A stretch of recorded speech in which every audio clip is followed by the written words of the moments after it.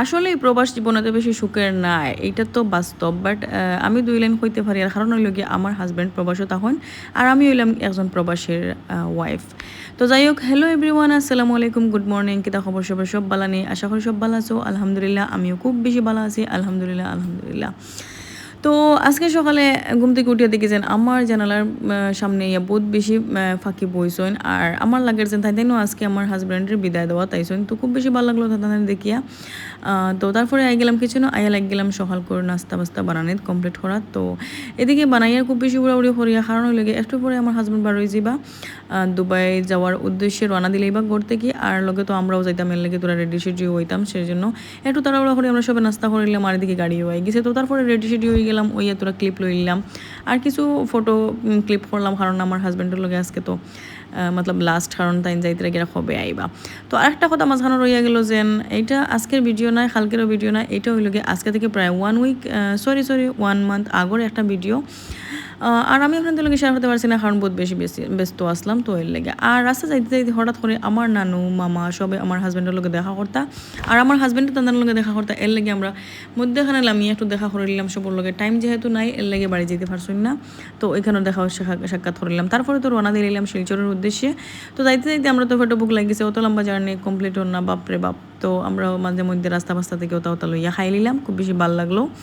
আর এদিকে আমার বাবু বড় ইতরা কখন তাই প্লেন দেখতা, কখন তাই প্লেন দেখতা, তো মতলব বহুত বেশি আগ্রহী তো হয়ে গেছে।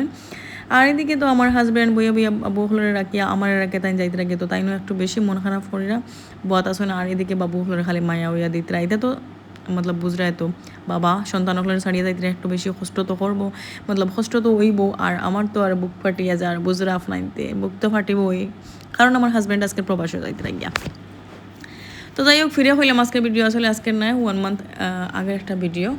তো যাই হোক, তারপরে একটা সময় আমরা ও যেন তার রাস্তা বাস্তা হতো যাইতে যাইতে যাইতে গফ সফ আড্ডাই আর কি এড়িঙ্গি মারতে মারতে, আর আমার হাজব্যান্ডের লগে আমিও খুব বেশি গফ করি, আর ও সিফায় সাফায় বাই দিই, কারণ কুলাম কুল্লা কিছু গফ করতে পারি না, কারণ আমার মাও লগে যাইতে আমার বাইয়ের লগে যাইতে। হঠাৎ করে দেখি ও দেরানি আকাশ ও প্লেন, তো আমার বাবুগুলোর আমি লগে লগে দেখাইলাম, আর তোরা ক্লিপ লইলাম কই আপনি তোরা দেখাইলিমু, তো এর লাগিয়া। তো প্লেন এখান দেখিয়া হঠাৎ করে মনে হলাম যা তো অত সময় এত লম্বা সফর, যাই হোক দাঁড়াই। তো তারপরে একটু সময় পরে তখন গিয়ে ফসে গেলাম, আর তারপরে তো আমার হাজব্যান্ড আর আমার বাবু হল খুব বেশি মতলব খান্দ্রা খান্দ্রা হয়ে গেছে, মতলব মন খারাপ দুঃখ লাগে, আমারও খুব বেশি দুঃখ লাগে, বাট আমি তো আর দেখাইতে পারি না। তো এদিকে আমার বাবু হল তার বাবা যাইতে গিয়া, তো তাই আমি খুব বেশি দৌড়ে দৌড়ে আবার দাঁড়ো যাইতে তুরানি দেখা যায় তুরানি দেখা যায়। তো এটা করতে করতে একটা সময় তার বাবার তাই রাখিয়ে গেলা, আর তাইনও গেলা গিয়া, আর তারপরে আমরাও রওনা দিলাম গরুর উদ্দেশ্যে। তো আবার আমার বাবুর ফেটো ক্ষুদা লাগলো, তো আমি কিছু জিনিস নিচে এলাম, ইয়া খাওয়াই নিলাম। তারপরে তো আমিও একটু একটু খাই, আর না খাইলে তো তো না, আর মন তো খারাপ বুঝরা আফনাইনতে, কারণ আমার হাজব্যান্ড গেছেন গিয়া। তো তারপরে রওনা দিলাম, একটু সময় পরে গোড়াইয়া ফসে গেলাম। Okay tata everyone, bye bye, thank you for watching.